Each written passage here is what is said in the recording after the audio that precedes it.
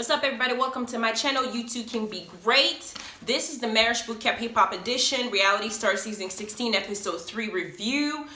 Baywatch and Shanelica was a hot-ass, disrespectful mess, and I'm gonna tell you how she was. So the episode begins, and it is 20 minutes of hot mess fighting, just behavior. I was like, it was 20 minutes of the episode of us sitting here watching all these different fights in play. First of all, I thought Shanelica was annoying when she first came and I saw she's beautiful. But I thought that she was annoying how she kept accusing Stu of wanting to date younger women and even pawning him off to Joseline in front of Ballistic and kind of disrespecting Ballistic and making him look like a dumbass for, you know, being next to her at Marriage Bootcamp. So I'm thinking, I really don't think this couple is the real one. Now, I could be wrong. It could be Joseph and Bianca, but baby, the way that Shanelica and Stu are acting towards each other, they don't show affection towards each other. She's always pushing them off to younger girls and not even giving a damn. They're always arguing. She is convinced that this man is not attracted to her, and she is holding him back. So I'm thinking, oh my gosh, she's crazy. Why are you with him? He's younger than you. If you can't handle a young dude, what's the problem? But then this episode, Stu showed his ass, and I'm gonna tell you how he did it, because after that I was like, well, dang, Shanelica may have a point. But the episode begins and Shanelica's in bed. She's apologizing to Stu for how she behaved the last episode, because y'all saw that she went and told in front of the group when Joseline told her come in to check them. She said that Joseline is so beautiful, which she is beautiful, I'm not gonna lie, but it's almost like she pumped her head up so much, and Joseline thinks that that's gonna be her ticket to get whatever the hell she wants in life. But I'm gonna get to that later. But she said that Joseline is so beautiful and that is normally Stu's type. She said it in front of the whole group. Ballistic is looking at him like we're gonna have to have a conversation, because he's thinking that maybe Stu's looking at his woman while they're supposed to be working on their relationship independently. So here's Shanelica apologizing to Stu because she had diarrhea of the mouth. So Stu decides to, I'm going to accept her apology, but I'm getting kind of irritated because this is the old news for him. But then Bianca wakes up and she kind of wakes up to Joseph's phone going off. It just kept ringing. You would think that it was the police trying to come find him or something. But she looks in and it's apparently one of the bras that he's been talking to back home, the one that she beat her ass for trying to hit on her man, is the one that's blowing up her man's phone. Now, ain't that a bitch? You're telling me that I came to your house, drove I don't know how many miles to your house to check this girl, and now we're at Marriage Bootcamp trying to fix our relationship, and you have the audacity to have this broad blowing up your phone while you and I are trying to supposedly fix our relationship, and you expect me not to feel nothing? Because Bianca woke up irritated because of that. Saw that it was her. Took the phone right straight to Joseph, who was apparently working out, I believe, and basically said, here's one of your little heifers over here, one of your little hoes is calling you. And she's irritated. So she's mad. She has an attitude. Joseline comes out and runs into her while she's pissed off. And y'all know that Joseline has been fixing her mouth, having so much to say about Bianca. Joseline doesn't realize that Bianca was a different version of herself when she was younger, and she still ain't changed. She's over here talking about Bianca is toxic. She's toxic. She's just not. She's immature. She has this stank face all the time. She's this, she's that. Joseline, that is the pot talking to the kettle. It is you. You don't have any right to be telling somebody how they behave in their relationship, because I'm gonna get you, I'm gonna check your behind as we go on, because your behavior this episode was detestable. Why on earth are you over here asking this man to propose to you if you ain't ready mentally? You think physically is enough, girl? But you over here talking about Bianca, who's actively making an effort to preserve her immature, juvenile, but yet loving relationship, because here she is with a dude who is confessing to everybody in the house that he likes to keep 2, 3, 4, 5, 6, 7, 8 females, because he likes to keep them on layaway, because he don't know if this relationship with her is gonna work. What kind of ass backwards thinking is that? You're keeping girls in your back pocket because you want to have somebody there. You can't be by yourself and take a risk with me? Boy, bye. And then we realize that she's pregnant right now. This is a recipe for disaster. But they're arguing about this. Joseline inserts herself because she says, Bianca didn't even say hi to me. I feel like Joseline is jealous of Bianca because Bianca is young. Bianca is with Joseph. I low-key feel like Joseline feels like she has a competition with everybody in that house. She could say, well, Audra is older than her significantly, even though Audra is by far one of the most beautiful women I've ever seen in my entire life. But she can look at it and say, well, you old, because y'all remember she used to call Mimi, you old, that's her thing, physical appearance. So she can maybe say Audra is old. She can say Shanelica is beautiful, but Shanelica is older as well. She has a high-pitched voice. She can say that Shani, CeeLo's woman, is beautiful as well, but she's also older. The only person in that house that is probably younger than Joseline is Bianca, and she feels threatened because Bianca can she can get down. She can party just like Joseline. She can get it in. She can, pop off just like Joseline. She has the same attitude, the same behavior. I don't give a damn. And Joseline feels like maybe somebody there can take her shine. So when she gets a chance, she picks at Bianca, and now she's looking for reasons to be pissed off. Bianca said hello in the form of, because she's pissed off about Joseline getting into her business and thinking that she can tell her how to have a relationship when we know how the hell she got into Stevie's relationship. Girl, bye. Anyway, we find out that Chose has 2 phones. Bruh, do I feel like Chose is even faithful to Bianca? No, I don't. This man has multiple females on layaway. He has this female calling him while he's supposed to be working a relationship with Bianca. On top of that, he has multiple phones. Ballistic had it on point because he touched on that and said that he feels like he's not ready to be in a relationship. I heard that Chose is significantly younger than Bianca. I don't know if that's accurate or not, but if that's the case, then it may be able to, explain some of the behavioral patterns I'm watching.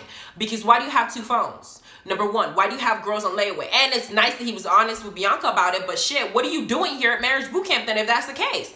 Then Joseline then decides to keep picking at it. She gets the whole house to get in and join her with this whole Bianca is this behavior. Bianca comes out. She don't want nobody to be talking about her behind her back to the group. So she basically lets the entire group know that the reason why she's pissed off and chose this right now, she woke up on the wrong side of the bed, is because she has some hoe calling her man while they're trying to work on their relationship. And this is the same hoe that she done whooped her ass a while ago. So everybody in the house are now saying, okay, fine.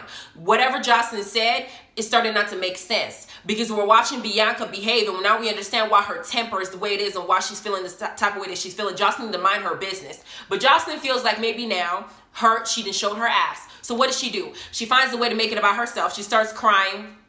After Bianca starts crying and saying that, her relationship is something that matters to her, Joseline tries to minimize her feelings and says that I'm trying to fight for my daughter. My daughter is gone now, so I'm trying to fight for her, and your situation is not that deep because I have a child. Listen, that mentality that people have, that because in the sense that my circumstances are much more difficult than yours, that's idiotic. I'm sorry, it's not accurate because you chose to have a child. You chose to have a child with Stevie. Above all men that you could have a child with. You chose to have a child with him when you saw how he dogged out Mimi, a woman who has had his back, didn't even file for child support, has supported him all these years and tolerated him while he cheated on her. And you saw how he treated her for you. You were okay with it because you felt like you were taking her man. Now you chose to have a child with that individual. He takes the child, and you sitting up here talking to Bianca, who's now trying to fix her relationship. In her relationship, the issue with hers is infidelity and the fact that she feels like the man is not really trying to be down for her the way that she's down for him. In her mind, that is the most important thing for her. That's the problem in the relationship, and it is major because that's what's causing them to have this rift. So to her, it is just as significant as yours. You have your issues to deal with, she has hers. Why dare you minimize her feelings? Because here's Aja, my queen. She walks in and she says, listen, I don't know if we're going to sit up here and compare situations, Joseline. You cannot sit there and minimize her feelings. You know why? Because I lost my child to suicide. And the reason I lost my child to suicide is because her girlfriend broke up with her. She was heartbroken. And that was the reason why she did what she did. And we felt it in our relationship, not just the fact that we were mourning her. You over here crying because your child got taken away. Your child's still alive. Bianca's crying because her man is cheating on her. You're making her feel like her problem is not significant. But guess what? My daughter killed herself, God rest her soul, because the love of her life broke her heart. So you cannot minimize somebody's feelings because you feel like yours are more important. And I feel like that's why Joseline keeps treating Bianca the way she's treating her. But she keeps pushing. Bianca is about everything. She will get down. And she will probably I feel like Bianca will beat the hell out of Joseline, honestly, because Joseline does too much. She does. Then we finish this scene.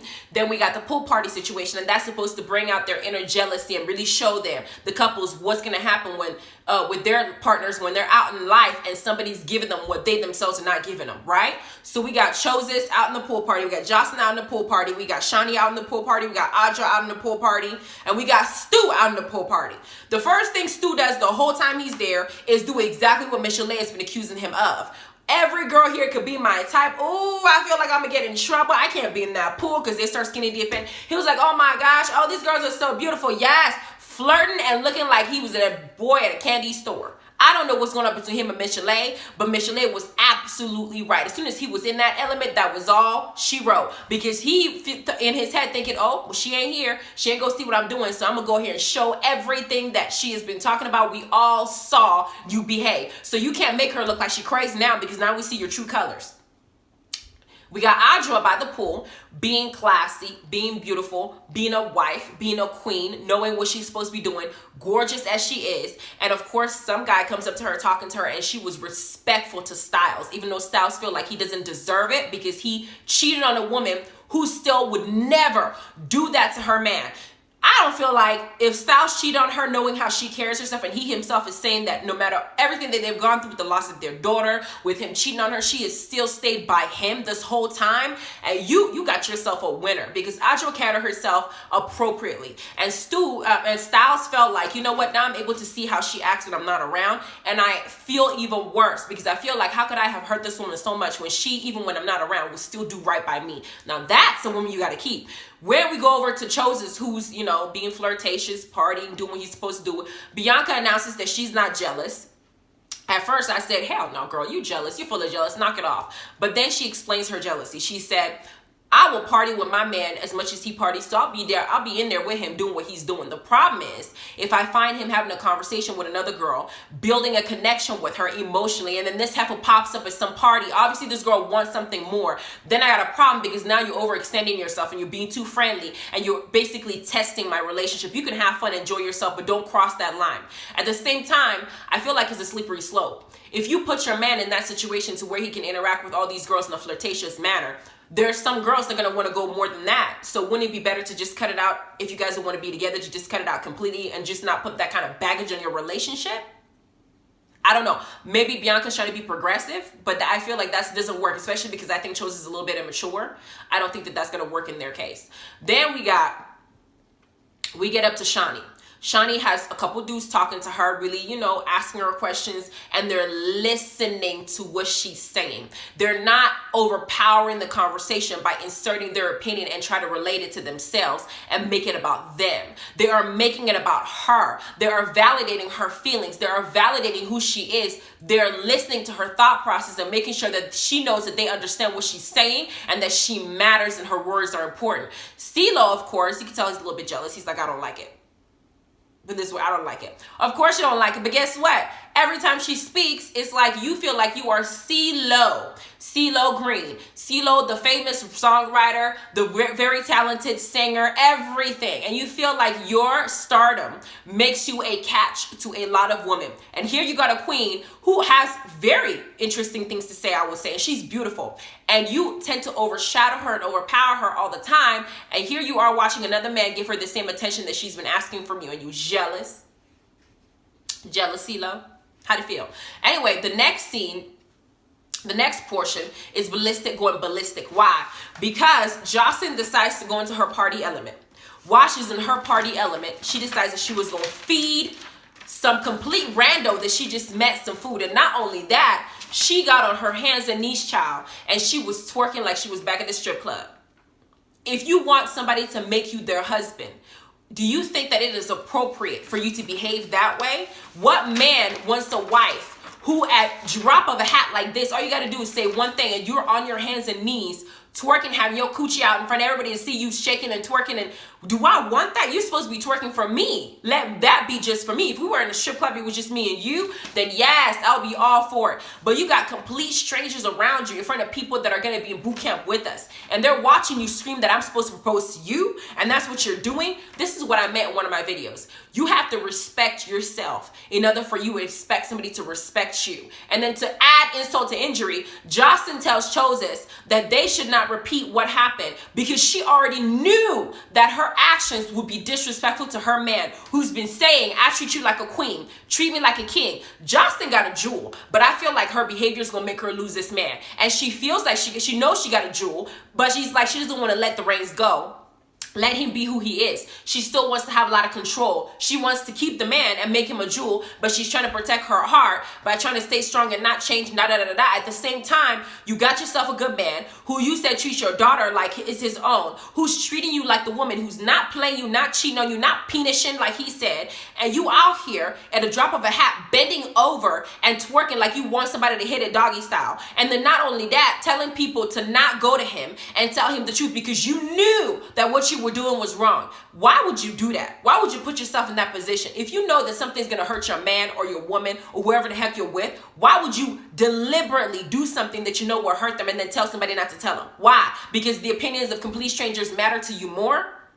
Anyway, Joseline then caused this whole issue. Ballistic lost all his mind. He went and shut down the entire party. And she said, no, you need to treat me like a king. Because I already told you how you treat me is disrespectful, is wrong. Joseline comes up and she thinks this is a joke. Baby, what? What? And he's like, no, I'm not doing that. That's not cute. Joseline feels like her sexpertise and her body, and maybe the fact that she's been on TV and that she has her own show on Zeus, that it is enough to keep a man who knows who knows how to treat a woman right and who wants her. Maybe for Stevie it was okay because Stevie was playing her. He wasn't faithful to her, and he used her and kept her in her back burner for her body, and he made sure he let her know how fine she was and da-da-da-da-da.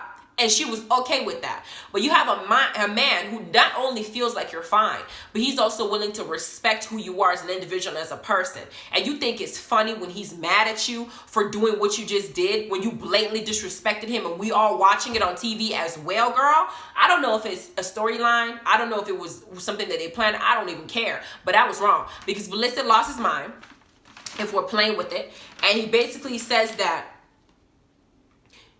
if she didn't learn how to treat him like a king, he's not going to propose. And you're not about to put a timeline on when I'm going to ask you to marry me, because it's not like you're giving me what I want. I'm asking you for basic things, respect. They go upstairs. Joseline starts crying. She starts kissing his feet, apologizing. Everybody's there. The party's shut down. Then the next thing we got is Stu obviously feels guilty as well because he knew what he did. This fool says, I don't feel embarrassed about everything. I feel good about everything. I did what I thought. I don't care what she saw. We all know what she saw, Stu. And Stu just tried to cover his behind. Stu looked like a whole dummy. Like just a whole dummy. It looked like a walking hot dog, just dummy. Because he realized that everybody saw what he was doing. She was like, oh, I knew she was watching the camera, so I knew I wanted to play the part and prove my point. You need to just shut up. Shut up. You look dumb. Just accept the fact that you accepted defeat and that everything Miss Shale's been saying has been right. She ain't the one that's crazy, bro. You are, because you are apparently a narcissist. They get to Judge Lintola coming out to go ahead and talk to the group. And it appears that Shani lets them know that the men that they brought to her, specifically for her, was showing her what CeeLo didn't give to her, which is CeeLo didn't listen. Of course, CeeLo learned nothing. It's about him again. Adjo wanted attention. She got it. And Styles P lets us know that he felt guilty. Choses was partying the same way Bianca said, I will party too, but make sure nobody comes over here.